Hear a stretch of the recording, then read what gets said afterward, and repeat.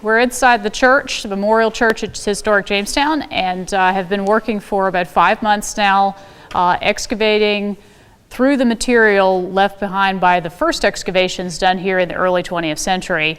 And just recently have moved one of the oldest ledger stones in the country, which was located in the chancel aisle for the latest church at Jamestown in the 1680s. And that project was quite an undertaking.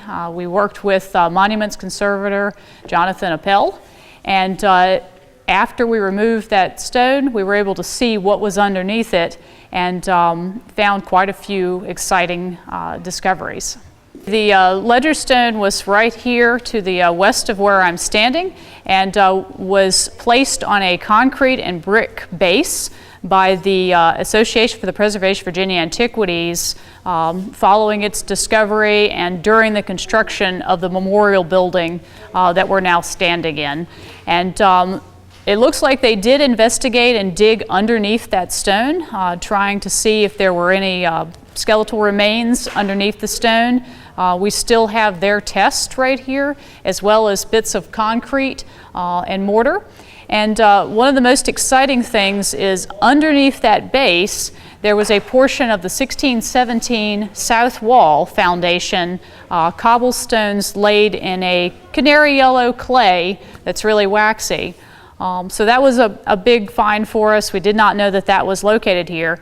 And the other thing we found were portions of a brick floor related to the 1680s church at the very least, and maybe related to the earlier church, brick church built in the 1640s.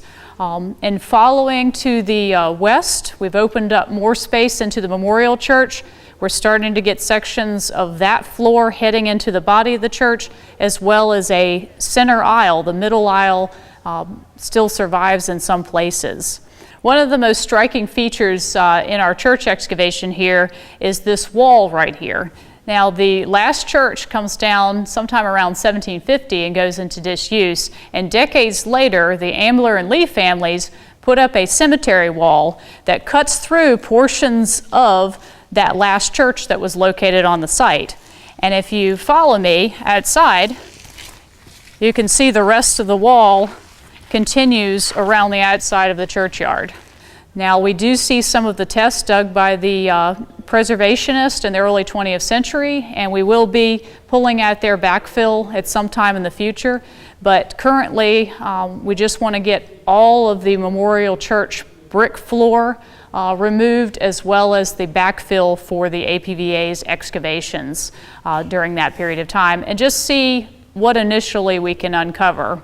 There's going to be a lot of mapping going on here the next couple of weeks as we kind of start to do the fine detailed work in the next couple of months.